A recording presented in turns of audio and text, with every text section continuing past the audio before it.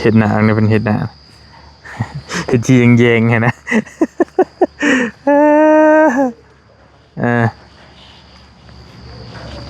มันจะปลูกตลอดอยู่กาแฟนะ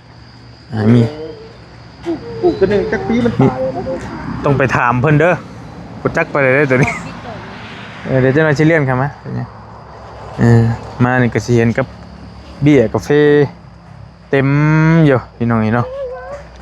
เห็นบ่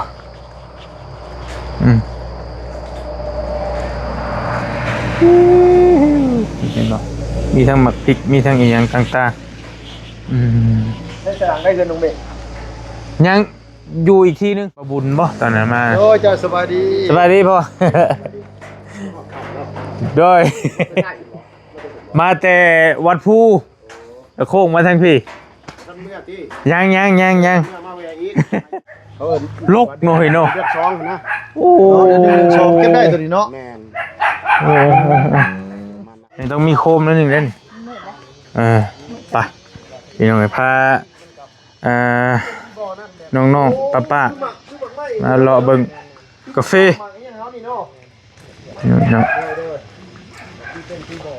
โลเท่าไรเดี๋ยวนี้เพิ่นขายเดี๋ยวนี้1,000 กีปีนี้บ่มีราคาละขายฉีกกับสวนมีกะหา6,000ตัวขายกับสวน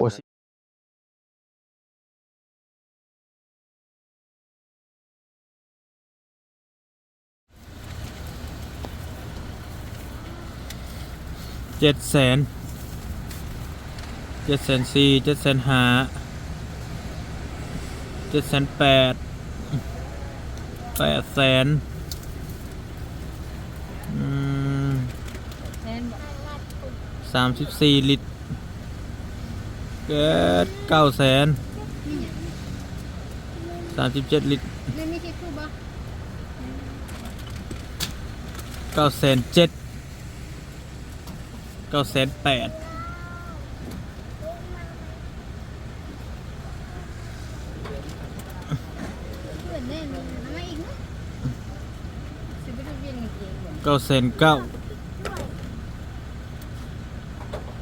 เดี๋ยวอันน่ะสแกนได้ไปพี่น้องเลยพอดี990,000สแกนจ่ายนะพี่น้องเนาะโดยกำลังเติมน้ำมันแล้วก็กำลังสิพากันไปบ้านน้องเมฆพี่น้องเลยเนาะกำลังสิเดินทางไปพาน้องนุ่นไปยามเพื่อนน้องเมฆก่อนพี่น้องเลยเนาะแล้วก็สิพยายามส่วนกาแฟบ่เตียงบ่ยังแน่แหละลายมองไปอยู่เฮากำลังออกมาแต่ปราสาทหินวัดภูแล้วพี่น้องเนาะลุงเฮิมกำลังซื้อลูกชิ้นอยู่บ่ดีไปซื้อจีปาเต้กำลังว่าสิเข้าอเมซอนแล้วเข้าบ่เป็นกินนี่กดมันก็บ่เปิดให้ประตูก็ได้จักเฮ็ดได้เบิ่งเด้ออ้ายแล้วสิเข้าบ่แม่นบ่บ่แม่นบ่เคยเข้าอยู่ไทยเทื่อนึงบ่จักแนวเข้าออกมาซื่อนี่มันบ่เปิดให้ชั่วกดเข้ามาแวะเติมน้ำมันพี่น้องเห็นเนาะเติมน้ำมันตอนเติมคือว่า800,000ตอนมานี่ก็900,000เนาะพากันกำลังสิเดินทางไปพี่น้องเห็นเนาะเอาเพิ่นย่างไว้แล้วบ่ลูกโดย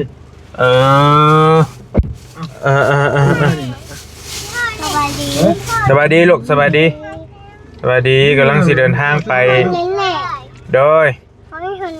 ตอนนี้บอกกำลังสิเดินทางไปยามเพื่อนน้องเมฆเนาะสบายดีเด้อพี่น้องเด้อเอาน้องนุ่นไปโพดบอกบ้านเขาไปโพดด้วยพุทธไปเรากำลังเดินทางพี่น้องเนาะขึ้นมาทางพิเศษทางด่วนกำลังยาวไปก็อีก70 กว่ากิโลก็ฮอดทางเวก็ประมาณชั่วโมงไปแหละก็ฮอดบ้านน้องเมฆแหละบ่โดนปานใดน่าจะไปฮอดอยู่พุ่นแรงๆเนาะพี่น้องเดี๋ยวไปเบิ่งก่อนบริกะยังบ่ทันเคยเห็นจ้าเทื่อสวนกาแฟบ่เตียงอีหยังต่างๆนะอยากพยายามทั้งพุ่นก่อนแนวใดก็จังค่อยว่ากันเด้อพี่น้องเด้อกำลังเดินทางเนาะอยู่ปากเซ่กำลังออกแต่ปากเซ่แล้วสิไปปากซ่องแดนนาวบัดนี่สิไปทางพุทธเดี๋ยวเดินทางไปนะพี่น้องเนาะกินมีทุเรียนหมักเงาะ โอ้เอาจักบาทบ่มาบีกันคนละชิ้นคนละส่วนกินกันไปเฮ็ดได้เบิ่งด้วย เวิร์ก เงาะได้ เอามาเงาะบ่ทุเรียนมาเอาบ่ เอาลูกชาวเอา เอามาเงาะจากสวนแล้วอยู่พี่น้องเฮ้ยเนาะ จังหวะ แม่นได้ลุงเอ้ย แม่นบ่ ชวนชื่อนานก็ติด เอาจะไปซื้ออยู่สวนก็อยู่กันโตกัน ที่สวนให้แบบนี้ สวนที่ใช้บัตร แม่หลังบ้านนี่เนี่ยเพื่อนแม่นี่เนี่ยเพิ่งมามันเงาะ เมืองมันเลยนี่มันคือนี่ใช่เหรอ ดิบซีเวอร์ชัน ฮะ แซ่บบ่ แม่นบ่สีเหลืองนี่บ่ จังแล้วหมูว่าวนี่เท่ากับไปจ้ะ สินะ จังแล้วมาหันหน้ากับมี ได้เลย ไปพี่น้องไอ้เฮามาหอดเฮือนนั่นน่ะน้องเมฆแล้วบัดนี้ก็ได้รถเข้าได้อยู่บ่ล่ะเฮ้ยเปิดดูทับวิทย์ป่ะเปิดประตูเบิ่งดูบอกว่านี่นะรอนานวิทย์อยู่ป่ะ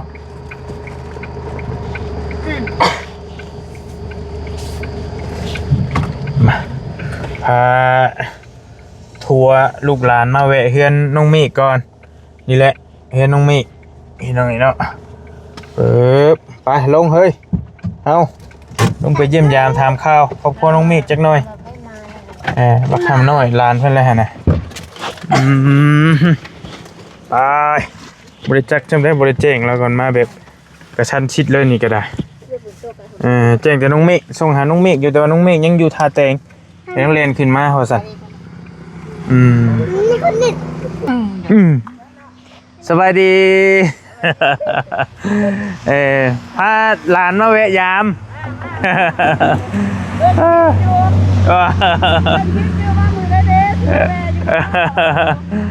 เลย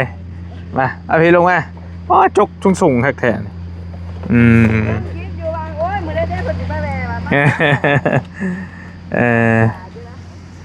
โอเคเข้ามาก่อนเดี๋ยวพอจะเอารถเข้าในพี่เอามาฮอดพี่แล้วก็ต้องบอกเลยบรรยากาศปู๊ยพี่น้องไหนเนาะกระโพดบ่เห็นตะเว้นเลยโดยสมสายยาปากช่องแดนนาวอยู่ดอกมาดูมีขี้เหนียวยังกะกวดลงลูกแถวนั้น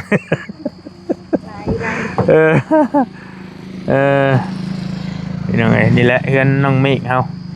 ก็เป็นเฮือนพ่อแม่เพิ่นนั่นแหละอะไรก็ได้เฮือนไม้คือเฮือนบ้านเฮาหั่นแหละเฮือนไม้ทั้งเทิงเฮือนดินทั้งลุมสะดอกเนาะแล้วก็มีสวนกาแฟทั้งหลังกาแฟบ่ล่ะก็ เฮ็ดคือกันมีกาแฟที่มากับเขาเบาอันนั้นตอนนั้นเด้ว่าเล่นป๊บทากแซวๆน่ะอยู่นี่แหละอยู่สวนกาแฟน้องเมฆนี่แหละเอาแวะนี่ก่อนพี่น้อยเนาะ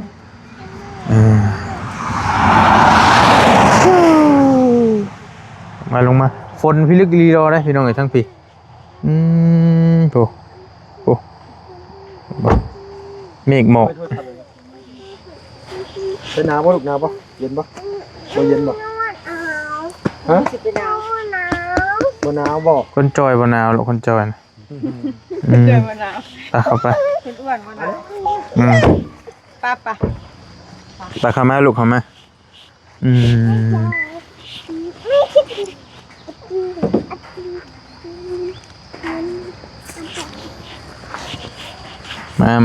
มา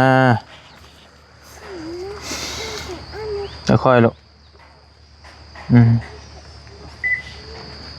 เห็ดหนังเนี่ยเป็นเห็ดหนังเห็ดจีเยงๆไงนะ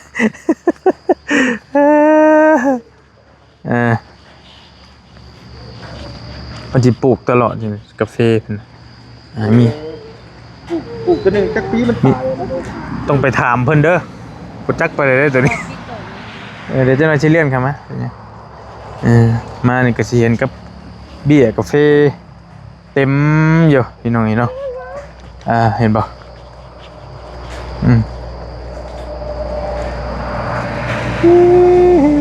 เห็นบ่มีทั้งหมักพริกมีทั้งอีหยังต่างได้สร้างได้เงินน้องเมฆยังอยู่อีกทีนึงเดี๋ยวให้เพิ่นพาไปเพิ่นกำลังมา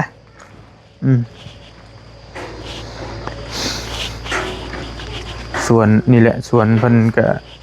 ต่างๆอยู่ในนี่สิมีปลาไม้ปลาต่อเห็นบ่ล่มลื่นทากเลยมีแต่ทากนั่นแหละมากับบ่าวอย่างเดีเดี๋ยวนั้นบ่ยาวบ่บ่บุญบ่ตอนนั้นมา โอ้เจ้าสบายดี สบายดีพ่อ โดย มาแต่วัดภูโค้งมาทางพี่ ท่านเมื่อที่ ยัง เมื่อมาเวลาอีกบาทหนึ่ง พาหลานมายามเพื่อน ขึ้นมาตรงนี้คนตกคนตกคนแก่เล่นสิ ไปลูกไปขึ้นไปนั่งลินอยู่เพื่อนไปน้องเมฆฮักเมื่อกินอยู่กับเจี๊ยบ โทรหาเพิ่นอยู่ คนก็บริวารใดๆคือว่าบ้ามืออื่นบ่เห็นอยู่เบิ่งคลิปอยู่ว่า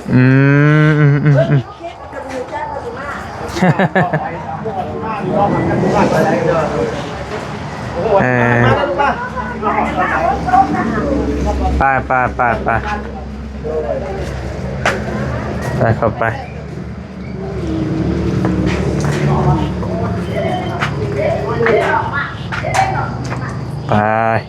เดี๋ยวถ้ามีอีกไหม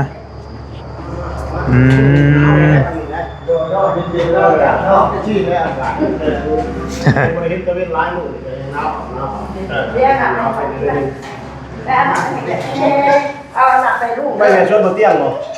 สิไปอยู่ยังอยู่ถ้ามีอีกเพิ่นมาอยู่จังไรเพิ่นมาเพิ่นว่า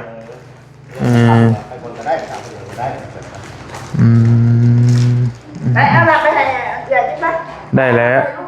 สบายดีดูสบายดีดูจ้าดู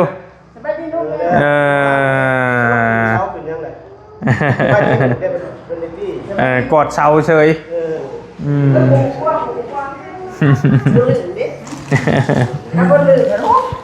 ก็บ่ได้คิดว่าสิมามื้อนี้เฮาก็ได้มาแบบกระทันหันแน่นอนนึงโค้งมาเรื่อยๆแล้วก็ยาวมาพี่เลยโดยสิไปนอนพุ่นแหละมาเวเก็บเอาของอันนั้นกินเมื่อได้ขอบใจลูกขอบใจ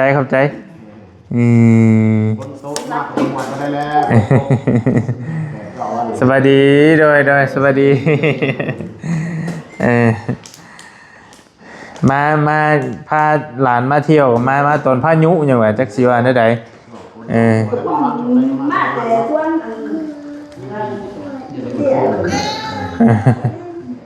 ไก่บ่สวนเพิ่นสวนในเตียงฮะท่านว่าไก่นักนี่ไก่คนฝากสวนเฮานี่แต่ว่ามันข้ามไปทางนั้นไก่อยู่บ่ได้ไก่เชื่อหรือที่งามงามล่ะบ่งามเลยเนาะแล้วปลูกมันเพี้ยนน้อยๆกันนั่นเลยเพี้ยนมันแตกงามแล้วมันแตกงามฉีงาเลยต้องเป็นดอกน้องดีนะปลูกเทื่อนึงมันอยู่ได้จักปีครับปีตามปลูกวันละบาทได้นะสาวโทรมาบ่ฮะจำดินมันงามเลยมันตลกแต่ยืนอยู่แต่ว่ารายได้มันลุกอยู่แล้วมันเผาเด้รวมกันบ้างน้ำใส่ทุนได้มันก็ได้เลยน้ำใส่มันได้คือกาแฟที่นี่มันระดับเศร้ากว่าปีแล้วกาแฟลูกลูกบัตรจ่าไม่ระดับน้ำสูงเจ้าปีกาแฟมันเยอะเลยมันเรียกแต่ยี่ห้อเนาะแต่มันมีสองแนวหลายสายพันธุ์แล้วใช่ไหมหลายสายพันธุ์จักโมงเลย5 โมงสิ6 โมงเลยเด้โมเห็นตะเว้นเป็นมือแล้ววันนี้เนาะโดยแต่ว่าเข้าไปวัดภูนี่พัดแดดเนาะแดดเปรี้ยงเลยทางนั้นนะนิดนึงอะไรบุญ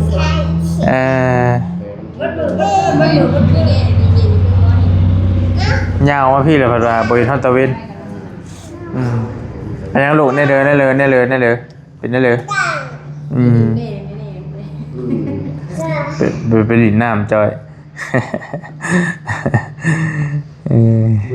คือบ่มานั่งดินน้ำมันนี่นอกไว้เป็นญาติบ่ครับผมว่าหาผู้สาวบ่ลูกว่าหาผู้สาวบ่บื้อมาแล้วไม่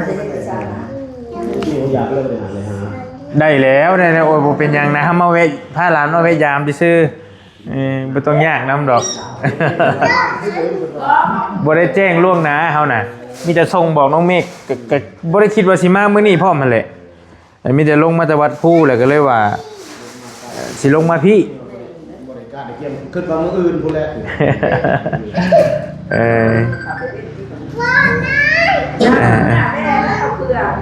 เพื่อลงราคาให้ตรงโดยเอามันโลกนี่แหละ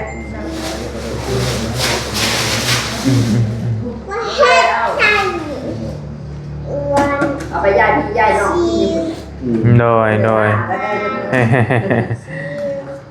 งามเลยนะ เดี๋ยวเมื่อซ้อมเดือนโมแม่ทำเมื่อตอนดึกมา เหงาเลยติ บ่ได้บอกล่วงหน้าเลยนะ2เดือน ป่าคนรับเนี่ย คนที่คุยใหม่กับเพื่อน เบิ่งที่มันเห็นมันมองเพื่อนอ่ะเมื่อตอนไหนเห็นหมอฟ้าคนนี้เป็นฟ้า แต่เบิ่งว่าลุงแล้วพาเบิ่งสวนกาแฟจังหน่อยไป โดย ไปพาลุงเพิ่นไปเบิ่งนำกันเลยไปรอเบิ่งสวนกาแฟหลังสวนเรานี่ไปจังหน่อย ชวนพี่บ๊อบ สวนเรานี่นะสวนเราใกล้ๆนี่ไปรอเบิ่งจังหน่อยกระท้ายมาเครื่องกระท้าย เดี๋ยวรอเบิ่งบริพยานทากหรอวะ ถ้าก็คือแบบจริงมีบ๊อบ คือปีงนะนั่นแหละ มีบ่ยามนี่บ่ร้ายดอก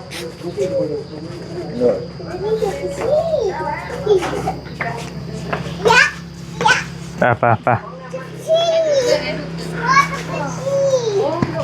เราเบิ่งสวนกาแฟบ่เคยเห็นกาแฟไปเบิ่งใช้เกือบให้มันถึกเบื้องนี่ลูกใช้เกือบมันถึกเบื้องนี่ไปสับไปบอกกับบอกไปบอกกับไป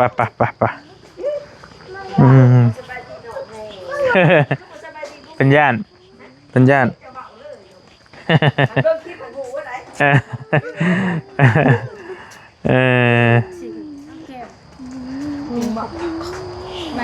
ี่ยุงน้ำกลับมานี่ตรงไหนนี่ ไปแม่นเบิ้ลอะไรแม่นเบิ้ลเลยเปียกได้หนิเราเห็นเนาะ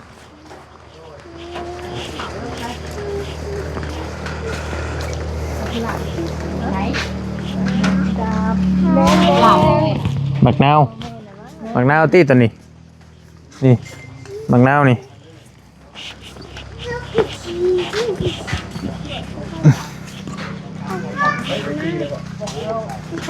อะโวคาโด แม่นแล้วอ่ะนี่เด้อนี่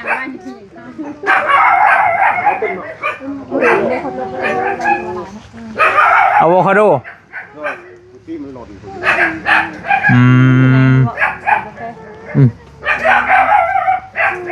ยังครบนี่ลูกยังครบแล้วนะฮะ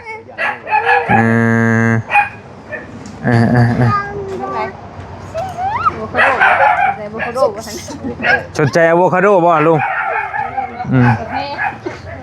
กาแฟนี่เดี๋ยวมันเก็บยามใดนี่พอตัวนี้โดนเดือนลกหน่อยเนาะเดือน2นะโอ้เดือน2เก็บได้ตัวนี้เนาะแม่นโดยอันนี้นี่มันกิโลนึงเท่าไหร่ที่นี่เขาขายกันขึ้นกันมันก็อยู่ที่มันบ่ขึ้นบ่แพงมันจะ70ปลายพันครับที่ใกล้มันแพงมีโลละแสนปลายโอ้70ปลายพันเลยขายดิบเลยเนาะเฮาซีแล้วนะเป็นหมักหลอตัวที่มันเอาเปลือกออกแล้วโอ้แล้วไปเลยแล้วขายเป็นหมักเปลือกนี่บ่ได้ครับโดยมีแต่ว่าเฮาไปซีออกเรียบร้อยเลยให้ตากแห้งแม่นบ่พ่อเอาตากแห้งแล้วจะเอาไปซีโดยตากแห้งแล้วจะได้เอาไปซีเนาะบอกง่ายก็คือข้าวเฮานี่แหละเพิ่นเก็บมาแล้วก็เอาไปตากแห้งแล้วไปซีจะเอาไปขายกิโลนึง70กว่าพันฉันขายทั้งเปลือกมันบ่แพงมันก็สิประมาณโอ้โดย3ส่วนนี่ได้หลายโลตัวได้นะพ่อหลายฮอดบ่ตัน บ่ฮอดนะเป็นหมักซีเนี่ยบ่ฮอดปีนี้ได้800 โล800 โล800 โลคูณไปว่ามันแห้งแล้วนะเด้อเอาซีแล้วได้800แต่เป็นหมักดิบมันก็อยู่ประมาณ2ต้นปลาย3ต้นมันแล้วมันยังได้หมักแห้งต้นนึงอ่ะนะ ไปเด้กับเข้าเฮานะ แม่น อะไรกัน ซีออกทั้งน้ำหนักทั้งมันแห้งแล้วซีมันก็ลดลงโดย คืออันนี้อยู่ห้องน้ำ ไปเข้าไปเบิ่งจังหน่อย 3 โลต่อโลนึงนะโดย3 โลต่อโลนึงมากดิบ3 โลบางแห่งโลนึง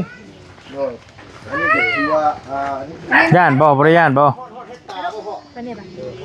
ไปเข้าไปลูกประมาณเฮกตาร์นึงนะวะ ตั้งแต่ เฮกตาร์ปลายว่า นี่ต้องมีโคมแล้วนึงเล่นไปพี่น้องพาน้องๆป้าๆมารอเบิ่งกาแฟเนาะ โดยเราคุยว่ามันได้ที่จีมันเป็นสบายด้วยเนาะ มาตอนแรงๆพี่น้องเนาะตอนเว้นก็สิประมาณนี้แหละเพราะว่ามันมืดฝนยามใดก็ได้มืดเบ่เลยเข้ามาเนาะตัว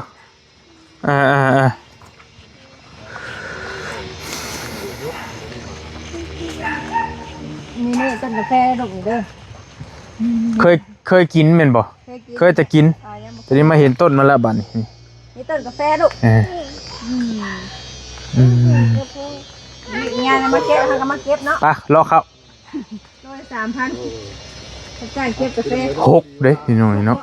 บ่แม่นความหมายว่ามันมืดนะมันทึบนะอ๋อมัน6เอาไปว่าโลเลยโล 3,000แล้วบ่6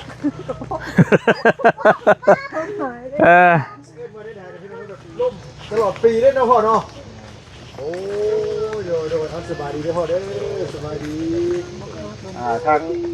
ตัวไหนอันนั้นอีกนี่ก็แม่นเนาะนี่เนาะอะโวคาโดเนาะนี่ตัวล้นนี่คือมันกินได้หรือว่ายังกินไม่ได้เพราะมันตั้งล้นสิสิอะไรมามันล้นไปบางต้นล้นไปจนหัวมันแก่พุ่นแหละโลเท่าไรเดี๋ยวนี้เพิ่นขายเดี๋ยวนี้10,000กีปีนี้บ่มีราคาละขายชื่อกับสวนมีกะเอาฟันตัวนั้นขายกับสวนโอ้10,000กับ3 หน่วยยังหลายหมาก1โลนึงหั่นได้แม่นกันหน่วยน้อยจังซี่ก็จะประมาณ 4-5 หน่วยว่าแต่ว่าบัดนี้ทั่วมันสิแก่แล้วเนาะหน้าสวนนี่คือ5-6,000กีบนึงแล้วว่ะมันสิแก่หล่นถิ่มเนาะโดยเพื่อมันสิแก่กับมันหล่นถิ่มอยู่เบิดครึ่งนึงแหละนี่ได้แล้วหมากนึงพี่น้องเอ้ยอะโวคาโดลกเลยเนาะนี่ถ้าบ่ระวังนี่แย่ก็ต้นมันนี่หล่นลงมาซ้ำลกตูมถือก็บ้านเฮามันปลูกบ่ได้นี่นะมันปลูกบ่ได้ปลูกมากแต่ว่ามันอยู่แถวเซโปนี่อาจจะมีสิทธิ์อากาศมันก็คือบ่ซ้ำนี่แต่มันก็บ่ได้แบบว่านี่เป็นไรไปปีกายนี่เขาเอาหน่อไม้ใหญ่ๆนั่นมาแล้วกับเขาบ่บุญบ่าวนั่นน่ะแล่นบัดปบถากเลยถากมันมีถากเลยถากคล้ายๆปิงนะมันสิมาจับเฮาดูดเลือดบัดระวังเด้อเดี๋ยวมารอสวนกาแฟน้องเมฆถ่าพี่น้องเดี๋ยวจังหน่อยน้องเมฆมาพากันมาเลาะยามเพราะว่าเดี๋ยวมันสิค่ำก่อนบ่ไม้มันมีต้นไม้มันต้องได้คั่วเป็นพิเศษแล้วโดยคันสมมุติว่ามีแต่กาแฟอย่างเดียวต้นไม้ใหญ่บ่มีนี่ก็มันต้องได้ดูแลเป็นพิเศษเนาะแม่นถ้ามีต้นไม้ใหญ่ผสมประสานเนี่ยก็สิสบายขึ้นการดูแลกันเนาะโอ้ค่ะได้แน่ได้ห่มเลยเด้อสวัสดีเด้อสวัสดีเอาว่าง่ายขึ้นหญ้าคือตองนี่คือเส้นเนี่ยบ่เข้าถึงก็หญ้าก็บ่ค่อยเกิดแม่นมันมืดเลยยุ่งนะจำนี่ให้เลยไปมันก็พี่ก็แม่นบ่พ่อของพ่อบ่นี่ก็ของร้านอ๋อเป็นกาแฟอีก1,000นึงนี่อาราบิก้าโอ้ตัวนี้เพิ่นปลูกมาได้จักมาพี่เฮาประมาณ10 ปีแล้วนี่ก็ได้โอ้เอาของร้านตัวนี้เพิ่นรกกว่าเนาะมึงนี่พี่น้องเอ้ยต้นน้อยอยู่แต่ว่ามันรกแม่สายพันธุ์นึงโอ้อันนี้ราคาแตกต่างกันบ่พ่อหรือว่าซ้ำกันพอๆกันบ่ อยากใกล้เคียงกันแต่ว่าตัวนี้มันเก็บแล้วเก็บเทละหมากตัวนี้มันสุกบ่ได้ทอพร้อมเดียวได้ โอ้ แต่ว่ามันสุกบ่พร้อมเดียวนะอยู่ขั้วเดียวกันอยู่แต่มันสุกบ่ โดยว่าไงว่ามันรูดบ่ได้ แม่น คือมันปิดเทื่อละมาก แม่นกันรูดมันก็สิปนดีปนสุกมัน โดยว่าไงกาแฟเขาก็บ่ได้มาตรฐานเนาะ แม่น เออ ผลดิบ ยังอีกประมาณบ่หลายเดือนเพราะมันได้ก็ได้เก็บแล้วประมาณเดือน10นะยังเกี่ยวข้าวใหม่ๆแล้วเกี่ยวข้าวเดือน10นำเข้ามาว่าอันนี้มันสุกแล้ว อันนี้นี่คือปีนึงเก็บได้จักเทื่อพอขออนุญาตถาม เทื่อเดียว เดี๋ยว ปีละเทื่อ แม่น โอ้ ได้แล้วประมาณ 2-3 โลนี่เนาะคันยังสิได้ก็บ่ต้นนี่แม่กุ๊กนึง บ่น่าฮอดดอกบ่คันฮอดหน้า2-3โลเลย ได้ ได้อยู่ได้ลุงเอ้ยมัน ยังน้อย มันหนักเด้ นี่มัน ใหญ่ หมาก สิ มัน ใหญ่ น้อยอ เลย ยู่ ประมาณเห็นไหม อยู่ประมาณต้น1 2 3ต้น 2-3โล แต่ซ้ำทีแรกต้นหนึ่งนี่ก็เก็บจะใครชุดพุ่นได้หลายเทื่อมันชุกแล้วก็เก็บไปตัวชวนเนี่ยมันชุก มันสุกบ่พร้อมกัน โดย แม่นโอ้บ่มีกันห่มเนาะ ครับเดี๋ยวขอจะถามเรื่องแบบว่าคือตัวอีเห็นอ้มเห็นยังนี่ไม่กินอยู่บ่มีบ่ มีก็กินแล้ว เห็นอบ เอากาแฟที่ชะมดที่กระเจ้า อ๋อ ก็คือว่าคือเฮาอันนี้เลี้ยงไว้แล้วมาให้ เอาไปถ่ายเพื่อนก็ได้ไปถ่ายเพื่อนก็ได้ไป เลี้ยงให้มันกินนะว่าง่ายซะ อืม อันกาแฟขี้จะหมดมันแพงนะตัวนั้น โดยแต่มันก็กินกาแฟธรรมดาเฮานี่นะพ่อเนาะ แม่นกันธรรมชาติมันก็กินอยู่แล้วคันบ่เพิ่นเลี้ยงเพิ่นเอาไปให้แม่งนั่นเลยกินเลย โดย มันไปขาย เอาว่าไงมันถ่ายออกมาได้กับ แม่น เอาไปขาย บ่ได้ล่างเลยนั่นเลย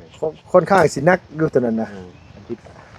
โดย ย่างไปอีกก็ได้ โดยไปบ่ดีอันนี้นี่ของพ่อมีแต่ซำนี้ออกไปพุ่นบ่ แม่น โอ้ เมื่อเฮือนเฮาหัน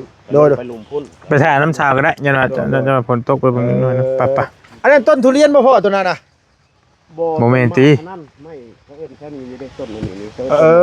นึกว่าต้นทุเรียนนะ เอาเลยได้ลุงเอ้ยฝนได้ ยังมาเขียบบ่พ่อ อืม มักแตก ไปย่างถ่ายเด้อ เวลามันเก็บแล้วมันงาโตงามันชนกันสิเนาะ กระยากเสียหยากระยากเขาก็ว่างแผนไว้ให้มันได้เสียหยากง่ายแบบเขาเก็บง่าย พอถึงยังกล้วยบ่ บ่อันต้นกาแฟนี่นะเพิ่นวางเพิ่นปลูกแบบห่างประมาณไหนกว้างซำใดสินะ อืม เสียหยามันง่ายจังนะ ต้องได้เสียหญ้านะพ่อเนาะ แม่น พกยังตัวนี้ เนี่ยพวกต้นป่าเพิ่นว่าเป็นต้นไม้ป่านะ เอาบ่เกี่ยวกันตัวนี้เนาะเป็นหมาเกลือนี่ แต่ว่านุกกินนะพ่อเนาะหมากมันเนาะมันสุกเลยนุกกินโอ้โดย เป็นสวนหลาน สวนลานแล้วพี่น้องฟังเบิ่ง สวนเฮาอยู่ในหันไปตามนู่นลุ่มพุ่น โอ้ ลกเฮงอีหลีนี่เต็มอยู่ มองไงว่าสวนมันหลายปีแล้วสวนมันหลาย มันบ่อยากงามปานใดแล้วความหมายว่าอืม อันนี้กันของพ่อคือกันตัวนี้เนาะตัวนี้ปลูกไม้เพิ่นกำลังลงดุมไม้บ่ดิ เกิดเป็นเบี้ยขึ้นแล้วเด้ ตั้งแต่มือปลูกฮอดมือเก็บนี่จักปีพ่อขออย่าถาม ประมาณ2 ปีนะ 2 ถึง 3 ปี 2 ปีก็ได้แล้ว 2 ปีปลายขนาด 2 ปีปลาย เพราะว่าเฮาปลูกนี่เนาะคือเฮาปลูกไปว่าปีเนาะประมาณ ปลูกไม้นี่ ฤดูปลูกกาแฟนี่ประมาณปีใหม่ขึ้นมานะบางปีฝนตกเป็นว่าปีกับปลูกอยู่ประมาณเดือน3 โดย เดือน4วันนี้ซ้ำชีวิตพ้นเด้มันอาศัยว่าพ้นเนาะพ้นห้ำได้เลี้ยงมัน โดย พอเดือน12มันเป็นดอกได้ เป็นโอ้ตั้งแต่มือเอาลงดุมนี่ประมาณเดือน3เนาะเดือน2 เดือน3นะพ่อเนาะฮอดเดือน12ปีอันนี้นี่คือบ่ไงภาษาบ้านเฮาก็เข้าขึ้นเล่านี่เป็นดอก แม่น เพื่อเฮาได้เก็บกะตกไปอีกประมาณอีก7-8 เดือน แม่น แล้วเอาเบี้ยไหม ก็ไปฮอดเดือน12อีกแล้วมันจังสุกเดือน10มันก็ โดยประมาณ2 ปี แม่น 2 ปีอัพไปว่าไงซะมันก็บ่ได้โดนเนาะบ่ดีเนาะ นี่คันคือเฮาปลูกจังซี่ ได้อยู่ มันอยากลาแล้วนี่มันอยากลาแล้วไปฮอดเดือน12ฝนมันหยุดต้นมันก็หยุดคือกันนะมันบ่ใหญ่เด้ มันเอาปลูกจ่อนี่เป็นพวก โดย อาศัยฝนอาศัยความเย็นความหนาวนะว่าอะไรก็ได้ อันนี้นี่คือว่าไงพืชนี่คันว่าเฮาฮดน้ำกับบ่ใหญ่นะพ่อเนาะ บ่ใหญ่คือกัน ใหญ่เนาะ แต่ว่าช่วงแรกเฮาก็บ่ได้ฮดที่วันนี้เฮาใช้ธรรมชาติ มันหดบ่ไหว เฮาใช้ธรรมชาติเป็นหลักแล้วมันอยู่บัดนี้จังนั้นเลยจะว่าผ้าให้มันได้เกินไป2 ปีปลายเกือบ3 ปีนะเป็นชาติเฮาปลูกแต่ว่าเฮาปลูกมันพอดีมันถือกับแดดนะแต่มันอยู่ บ่ง่ายกับนึงมากก็คือแบบว่าเอามันทันฟ้าทันฝน แม่น ทันฟ้าทันฝนมันก็สิอันนี้นี่ คือของบ่เตี้ยงหั่นถึงจังหวะแล้วของเราโอ้ยใหญ่แล้ว ใหญ่เลยเนาะ ใหญ่แล้วแตกงา4 งาแล้ว ต้องเบิ่งคัน นี่คือกันเอาไปปลูก อันนั้นก็จังไปเบิ่งกันบ่ทันมื้อนี้ก็บื้อต้องไปแวะ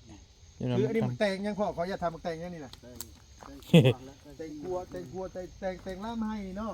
แต่งให้ แม่นแต่งล่ามให้ที่แบบว่าเพิ่นปลูกแบบ แต่ง อัน ปุ้ง นี้นี่คือบ่ได้เอาพันธุ์มันแบบว่าพันธุ์ร่างเดิมแม่นบ่พ่อ แม่นพันหนังเดิมเนี่ย พันธุ์ร่างเดิมได้บ่ดีมีแต่งกัวนี่พันธุ์แบบซื้อ เอาบ่ ใส่เอามาลองมึงดูพ่อ โอ้ใหญ่เด้ พันธุ์ร่างเดิมอันนี้บ่ดี โอ้ ปลูกธรรมชาติเลยบ่มีฝุ่นมีปุ๋ยดอกอันนี้ปลูกธรรมชาติ ธรรมชาติเลย เอาใหญ่ ล่างก่อนมัน อ๋อเพิ่นมานั่นกูแน่เพิ่น เป็นแม่งนะ นี่มากนี่ก็พ่อ ใช่ ใหญ่โพดอันนี้นะ เดี๋ยวพูดบ่น นั่นใหญ่โพด เอาโลนะ ใหญ่โพด เอาใหญ่ดอก ได้แล้ว2หมากพอ พอละ พอแล้วบ่ ไปเดี๋ยวมื้อ เล็กน้อยสิ บ่ดีเลย ใหญ่ดิตะปุยอยู่ บ่ใหญ่แล้วตัวใหญ่แห่งกลัวนี่ได้ เออ สายพันธุ์นะอย่างใหญ่กลัวมันเพื่อนพันธุ์ อันนี้นี่พันธุ์ดั้งเดิมได้พี่น้องไอ้นี่จากแบบว่าคือแบบว่าเพิ่นปลูกมาเป็น10 ปี30 ปีแล้วเพิ่นก็เก็บแนวไว้เนาะพ่อเนาะ แม่น อันนี้คือแบบว่าคือหมึกแตงทั้งคนทั้งเซฟโปนเขาเจ้าก็ปลูกคือกันอันนี้ ธรรมชาติ แตงกวา ๆพันธุ์พื้นบ้านเขาจะเก่าและ โดย สา พัน ว ธุ์พื้นบ้านคันสมมุติว่าสิเอาในมันมาปลูกแบบว่าคือเขาซื้อในตลาดนี่25รุ่นจังเป็นพันธุ์ดั้งเดิม อืม 25เทื่อปลูกจังเป็นพันธุ์ดั้งเดิมได้ อ่า เพราะว่าหมักแตงที่เขาซื้อมาปลูกเป็นต้นทุงนะคือนั่นนะปลูกต่อบ่ได้ มันปลูกแล้วมันบ่เป็นหมากเป็นแต่เครือ โอ้ย โอ้งามจะไปเฮ็ดยังไงก็ได้ได้บ่ดีตุ้ยซ้ำเจ้าได้ไปเหยียบกาแฟได้ไร บ่ดอก บ่ซ้ำหนึงก็บ่ฮักดอก เห็นอยู่ ปลูกแล้วประมาณ2 ตัวงามตัวบ่เนาะกาแฟนี่ก็ได้ เบี้ยมันบ่งามเด้เอามา อืม เอาบนคั่วนะแต่จะเอาเบี้ยหน้าบ้านงามอยู่แต่แบบมันแบบยังน้อยปลูกแล้ววาง2-3วันนี่ อืม สิบอกว่าในใดพี่น้องแบบมันอุดมสมบูรณ์แบบธรรมชาติดีนะ บ้านเฮานี่แหละนี่ และสวนเฮาขานั่นเลยลงไปมันที่6ขนาด อืม 2 เฮกตาร์อยู่นั่นสวนมะเขือ คันดูแลได้ก็โอเคนะพ่อเนาะ แม่น คันน้องง่ายว่าเสียหญ้าได้ยังได้ทุกอย่าง เป็นกระเพราบ่ระบาดและอายุมันก็ได้มันก็อยู่กับเฮา ขึ้นอยู่กับการเฮาดูแล แม่นเฮาหักมันหักเฮาแหละพึ่งพาอาศัยกันบ่ระบาดมันนี่แน่เฮาก็แบ่งกินได้อยู่แล้ว ไปโอเค ประมาณนี้แหละบอลี่กะสิขอตัวจบคลิปไปเพียงเท่านี้ก่อนพาให้พอน้องเมฆพามาเลาะเบิ่งสวนเราจักหน่อย อันนี้นี่คือ แล้วก็ฝนก็ตกแน่พี่น้องแล้วก็เดี๋ยวสิถาน้องเมฆมาก่อนน้องเมฆมาจักหน่อยแล้วก็สิลมน้ำเพิ่นเติมอีกเพิ่นกำลังเดินทางขึ้นมาอยู่ว่าซั่นอยู่ดีมีแฮงใดๆก็จังว่ากันพี่น้องบ๊ายบายมาฮอดเฮือนน้องเมฆแล้วเด้อฝนก็ลิ้นแล้วก็ลูกหลานออกไปถ่าอยู่นอกพุ่นแหละเนาะเดี๋ยวถ่าน้องเมฆอีกตื่มโดย